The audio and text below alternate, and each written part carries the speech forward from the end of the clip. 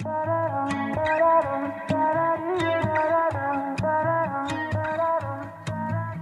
can slow dance naked in the moonlight.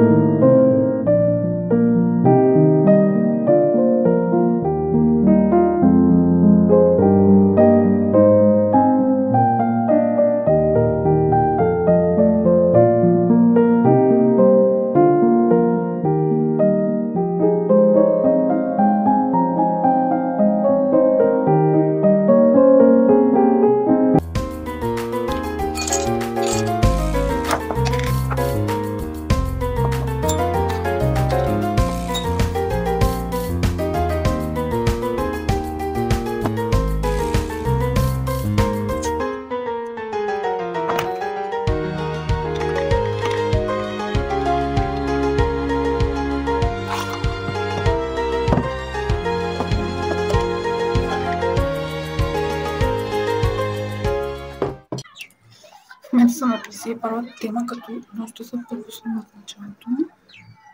Се връщам на тях. Кога? Аз съм се в сряда, четвъртък. Днеска сме понеделник. Аз сутринта съм за Пловдив. И къпът при там. После на 22 имаме тест, който днес се разбрахме, че ще са 20 въпроса, като 11 ще са за граждане и 9 с свободен отговор. И предполагам, че някъде на половина трябва да изкараме точките, за да ни допуснат до още на следващия ден. Да обща като вънка, не знам дали ме чувате, но темите са доста абстрактни и трудни за разбиране. Така че ще се справи. Да, ще се справи. Ще скараме по някъде.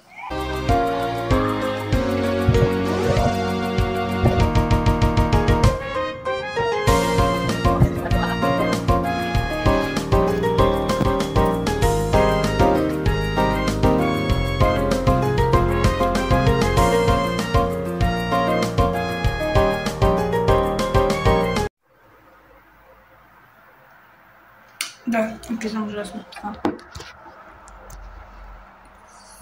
Снимай се камерата. Да, тук имаш такова, ама ти още си. Той нещо забравихме. Ама още слагам телефона на... Просто поравам го на бутилката. Седна. Днес е 22. Сигурно някъде съм го написала, но седна. Да. И в момента е колко часа? 8:10. Прочетох малко нещо, реших там някой тест, който имаше само заграждане и на заграждането минах тройката, някъде четворка нещо изкарах. Но на утрешния изпит няма да имаме заграждане, ще имаме 9 за въпрос за заграждане. Не, 11 за заграждане и 9 за писане, както ви казах. Сега се чудя. Да, вместо да седна да уча, се чудя колко най-малко ще изкарам. Ако 9-7 ги направя верни. Не, чакай, пак се обърках. От 11 да направя 9 верни.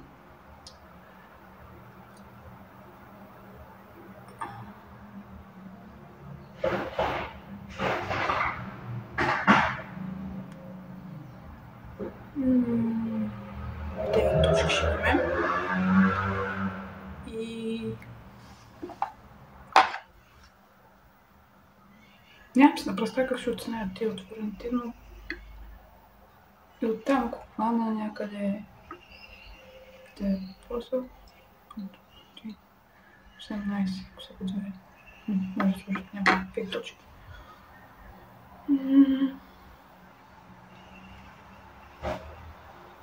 Тези точки някакви много ли са? Но и 9 да хвана, например, всяка една точка. В другите ще имам 9, 18. И ако са 30 точките общо, нали те са 20 въпроса и ако са 30 точките, ще на тройката. Аз сигурно трябва да се надължа, вместо да преговарям. Вместо да смятам каква най-ниска оценка мога да изкарам. Да. Ще изям киселото мляко с боровинки. И ще преговаря на още маличко. После ще видим. Може да се включа после, не знам. До после.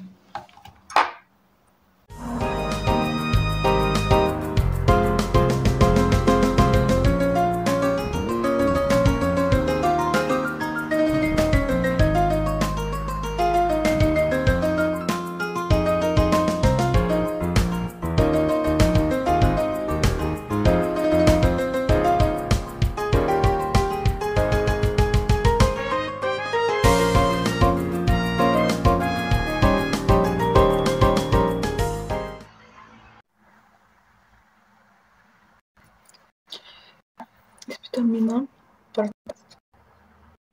Все още чакам резултатите.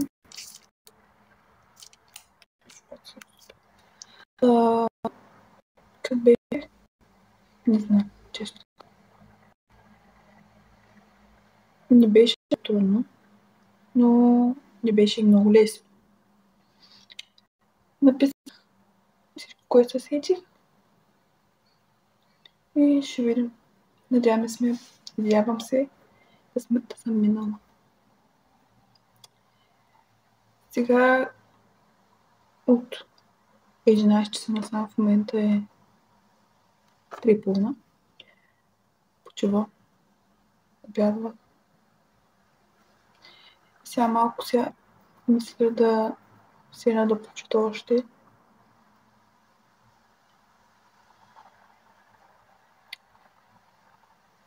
За устния изпит утре.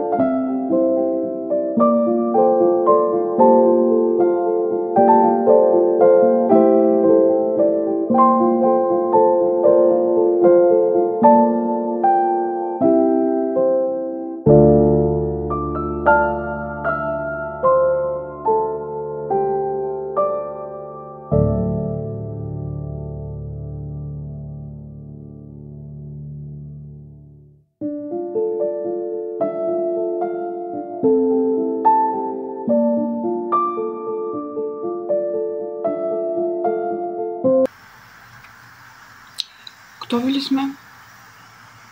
Надявам се.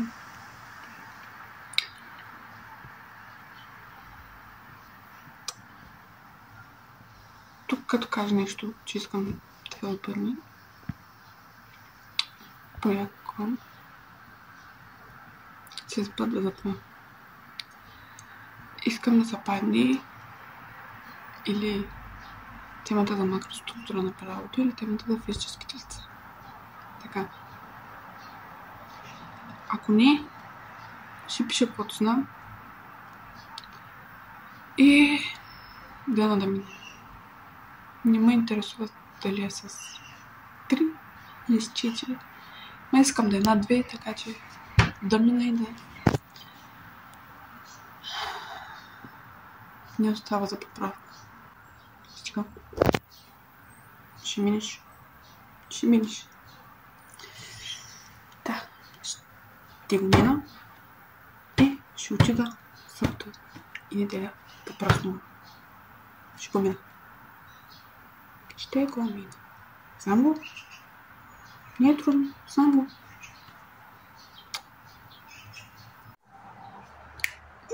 Завършихме успешно. Да. Взех го изпита с 4. Може и повече, но косата ми е толкова ужасно. 7. Може и да го взема с 5, но на допълнителния въпрос се притесних и не можах да го отговоря. Отговорих, но не се сечих по-подробно за въпроса. И да. Но минахме. Забравих така да кажа какво представляваше самия изпита ми. Вчера мисля, че казах какво беше теста. Да. Влизат навътре. Нали, там вътре един човек там ми пише името, факултетния номер и си до него стелиш една тема. Темите са написани на някакви такива лищата и си теглиш една тема и записвате там темата, отиваш с лището си, сядаш и развиваш там малко темата, доколкото можеш. И после вече отиваш да те изпита при каквото искаш. Значи, по общата теория на правото при нас двамата преподаватели и тримата преподаватели бяха там, двамата, които водиха лекциите и асистента, който водеше упражненията. Да. И това беше като цяло. беше на късмет, ако се падне лесна тема, но наистина и вчерашното изпитване, теста помогна много. Имаше такива колеги, които им се е паднала доста скапана тема и ги спаси изпитването от вчера. И да, ако имате някакви въпроси, може да ми пишете долу в коментарите или на лично съобщение в Instagram.